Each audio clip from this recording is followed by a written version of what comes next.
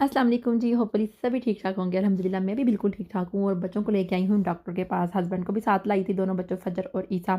ईसा को ये प्रॉब्लम थी कि नोज़ी और खाँसी लगी हुई थी, तो आपको पता है मौसम चेंज हो रहा है, तो आजकल ये मसले जो है ना वो आम ही है, सभी बच्चों के साथ हो रहा है।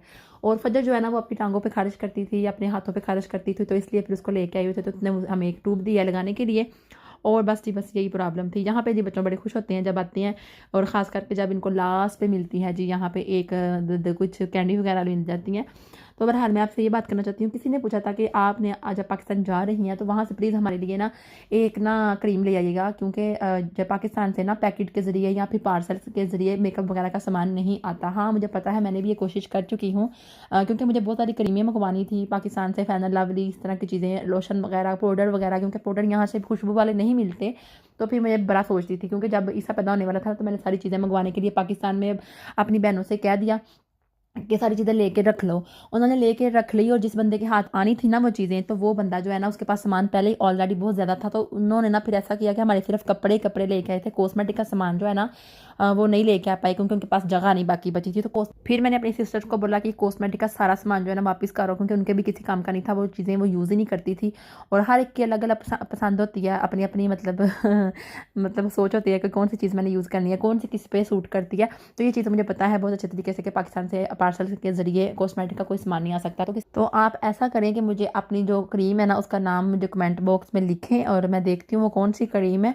तो वो उन्होंने ये भी कहा था कि आपको ना मैं पेमेंट जो है ना एडवांस में कर दूँगी, तो काइंडली आप इतनी ज़हमत ना करें, मुझे क्रीम का नाम बताएं। इंशाल्लाह ताला अगर मेरी पहुँच हुई और आप मेरे नज़दीक हुई तो आप तक ना वो पार्सल वगैरह या फिर वो जो क्रीम है ना वो पहुँच जाएगी। कोई बात नहीं, इतनी छोटी मोटी बातों के लिए ना परेशान होने की ज़रूरत नहीं है, मैं हूँ। क्योंकि इसने कौन सा मेरा ज़्यादा एक्स्ट्रा एनर्जी लेनी है या फिर मेरा सामान में से आधा बैग ही मल लेना है, एक छोटी सी क्रीम ही तो है। खैर कोई बात नहीं। जहाँ पे ना मैं आज कुछ डिफरेंट तरीके से ना ये मैं बनाने लगी हूँ फ़िश। मैंने इस फ़िश को नमक और मिर्च लगाई है सिर्फ और सिर्फ, और इसको थोड़ा सा मल मुल के ना मैंने इसको फ्राई पैन में कर लेना है फ्राई, हल्का फुल्का सा, और फिर बाद में इसको मसाले में डालूंगी। आज मैंने सोचा कि फ्राई करके ना बनाती हूँ, डीपली फ्राई बिल्कुल नहीं करूँगी, सिर्फ सोटे करूँगी इसको हल्का फुल्का सा। अच्छा एक बात और, किसी ने मुझे कहा था कि गार्नियर का ना आप विटामिन सी सीरम यूज़ करें, तो मैं वो पहले कर चुकी हूँ, लेकिन अब जो मैं कर रही हूँ ना, आपको मैंने दिखाया भी था बाय बाय डार्क स्पॉट, तो वो भी विटामिन सी भी उसके अंदर इन्वॉल्व है, वो बहुत अच्छा है और गार्नियर से भी काफ़ी ज़्यादा महंगा है। तो मुझे लगता है कि वो मैं यूज़ कर रही हूँ तो वो मेरे लिए अच्छा काम कर रहा है, तो वो मेरी स्किन के लिए बेस्ट है। जब मैं वो लगाती हूँ तो वाकई में स्किन ग्लो करती है और मुझे काफ़ी ज़्यादा ना फ़र्क पड़ा है। अच्छा बहुत देर बाद ना कल फिर मुझे कमेंट आया था, पता नहीं मेरी पिछली वीडियो पे, कि किरण प्लीज़ अपनी शादी की तस्वीरें जो है ना वो शेयर कर दें, तो मैं आपके साथ ज़रूर शेयर करूँगी। बस थोड़ी सी ना ढूंढने वाली है, मोबाइल के अंदर ही कहीं गायब है, इतना लंबा टाइम नहीं है मेरे पास, मैं निकालूँ और देखूँ और फिर एडिट करूँ, बड़ा टाइम लग जाता है। और फिर ना मैं आपके साथ ज़रूर शेयर करूँगी, ठीक है। मतलब कि अभी तो मेरे शॉपिंग के ब्लॉग्स चल रहे हैं, तो बस ये ख़त्म होती हैं जो ही, तो मैं उससे पहले वो ढूंढ लूँगी और आपके साथ शेयर कर दूँगी अपनी शादी की तस्वीरें। अच्छा जी एक और बात, किसी ने पूछा था कि मोहम्मद अली और फ़िज़ा तो दोनों ट्विन्स हैं, तो फिर ये आगे पीछे क्यों हैं। तो सबसे पहले मैं आपको ये बता दूं कि जब ये पाकिस्तान से आए थे ना जर्मनी में, तो 4 साल के थे। 4 साल के बाद ये फ़ौरन से किंडरगार्टन हम लोगों ने इनको दाखिल करवा दिया था। 3 साल जो है ना वो किंडरगार्टन जाते रहे हैं, उसके बाद ये स्कूल में दाखिल हो गए दोनों इकट्ठे ही 1 में। और तकरीबन 6 से 7 माह के बाद ना, तकरीबन 5 माह के बाद ही टीचर ने ना फ़िज़ा को ना 2 क्लास में कर दिया। उन्होंने बोला कि फ़िज़ा जो है ना वो अच्छा पढ़ती है, तो यहाँ पे फिर इसी तरह होता है कि बच्चे को आगे कर देते हैं। तो मोहम्मद अली वो है नॉर्मल बच्चा है, जैसे कि दूसरे बच्चे वहाँ पे 1 क्लास में ही पढ़ रहे थे, ऐसे दूसरे बच्चे को साथ मोहम्मद अली भी जो है 1 क्लास में ही पढ़ रहा था। लेकिन फ़िज़ा को या फिर 1-2 बच्चे और को उठा के जो अच्छा पढ़ते थे उनको स्वाई में कर दिया था इन्होंने, इसलिए फिर फ़िज़ा जो है ना स्वाई में है और मोहम्मद अली 1 में है। जर्मन औरतें क्योंकि काम पे जाती हैं तो वो बच्चों को ना हॉट में भेज देती हैं, मतलब स्कूल में जो ग्राउंड होता है ना खेलने के लिए, ये यहाँ पे खुला ही रहता है, पढ़ाई नहीं होती। लेकिन मेरे बच्चे जो है ना कहते हैं मामा, मोहम्मद अली कहता है मामा मुझे ना भेज दो हॉट में। मैंने कहा बेटा मैं आपको 2 हॉट में नहीं भेज सकती, आपने उधर जाके क्या करना है, सिर्फ लैंग्वेज ही तो सीखनी है और क्या, पढ़ाई तो होनी नहीं है।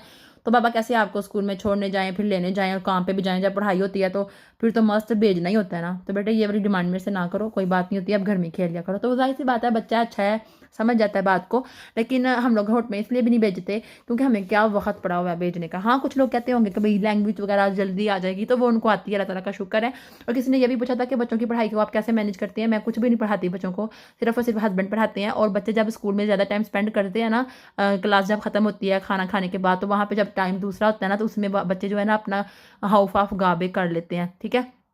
हाउस ऑफ गाबे करने के बाद घर में आने के लिए उनके पास कुछ नहीं बचता। हाँ, वो अगर एक्स्ट्रा कुछ करना चाहें कुछ सीखने के लिए तो वो अपने से ही कर सकते हैं बैठ के। लेकिन हाँ, हस्बैंड जो है ना वो उनकी मतलब देखते हैं कैसा पढ़ रहे हैं, उनके टेस्ट जो होते हैं वो हम लोग देखते हैं। और उसके अलावा जो ग्रुप भी बना हुआ है सारे बच्चों की माँओं के साथ, टीचर का भी बीच में ही है, तो वहाँ पे बातचीत होती रहती है कि बच्चा कैसा परफॉर्म कर रहा है।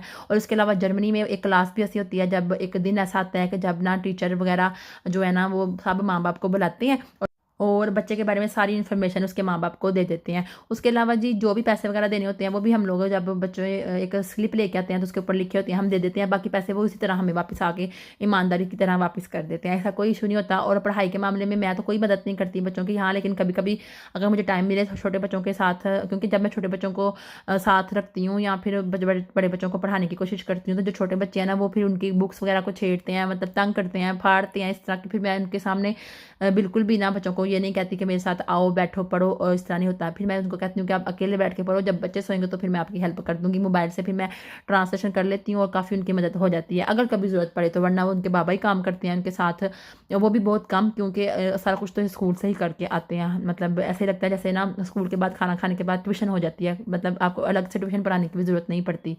ये भी बात है मुझसे किसी ने पूछी थी कि आप बच्चों की पढ़ाई कैसे मैनेज कर रही हैं, क्योंकि वो भी जर्मनी में रहती थी, शायद वो नई नई आई हैं तो उनको पता नहीं है, तो इसलिए फिर मैंने सोचा कि मैं ये बात आप सबको बता दूं जो मतलब कि मुझसे पूछ रही थी। तो मैंने कब से इसका जवाब देने की कोशिश करना चाह रही थी, लेकिन फिर टाइम नहीं मिल रहा था। बातों में बातें निकल जाती हैं और फिर और बातें हो ही जाती हैं, और फिर इसी तरह ना मतलब ब्लॉग का टाइम खत्म हो जाता है। क्योंकि 8 मिनट से ज़्यादा वीडियो जो है ना वो आप अपलोड करोगे तो उसको अपलोड करने में भी टाइम लगता है, और लोग भी नहीं फिर देखते, पसंद नहीं करते इतना लंबा व्लॉग देखना। इसलिए फिर मैं चाहती हूँ कि 8 मिनट के अंदर अंदर ही बात खत्म हो जाए।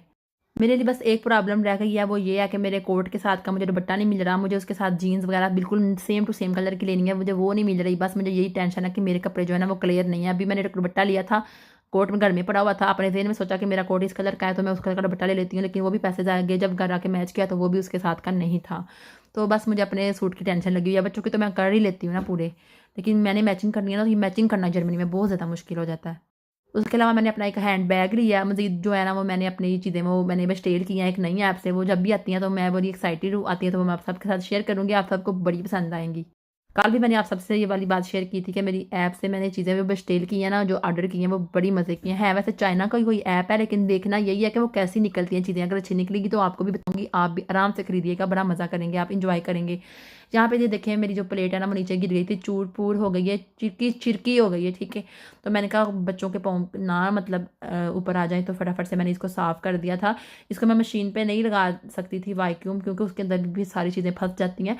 तो फिर मैं फटाफट इकट्ठा कर लूँ। घर के एक एक कोने में, मतलब सोफे के नीचे तक चली गई थी ये सारी किरची पिरची। अच्छा, फिर किसी ने पूछा था कि बच्चों को सपारा जो है ना वो मेरे पास पढ़ा रही करें। मेरी बात सुने बाजी, आप कह रही थी कि ना बच्चे जो है ना सपारा ठीक नहीं पढ़ रहे, आप जिससे पढ़ा रही हैं किस तरह की बातें करती हैं आप? कोई तो खुदा आपका खौफ करे, वो जो पढ़ाता है वो हाफिज़ कुरान है, बच्चे जिससे पढ़ते हैं। तो एक आदमी ने और भी मुझे कमेंट किया था कि आपके बच्चे जिसके पास कुरान पाक पढ़ रहे हैं ना बहुत अच्छा पढ़ा रहा है। तो इसके अलावा मैंने आपको बड़ी दफ़ा बता दिया है कि मेरे बच्चे ऑलरेडी सपारा हाफिज़ कुरान से पढ़ रहे हैं। औरत के पढ़ाने में और मर्द के पढ़ाने में बहुत ज़्यादा फ़र्क होता है।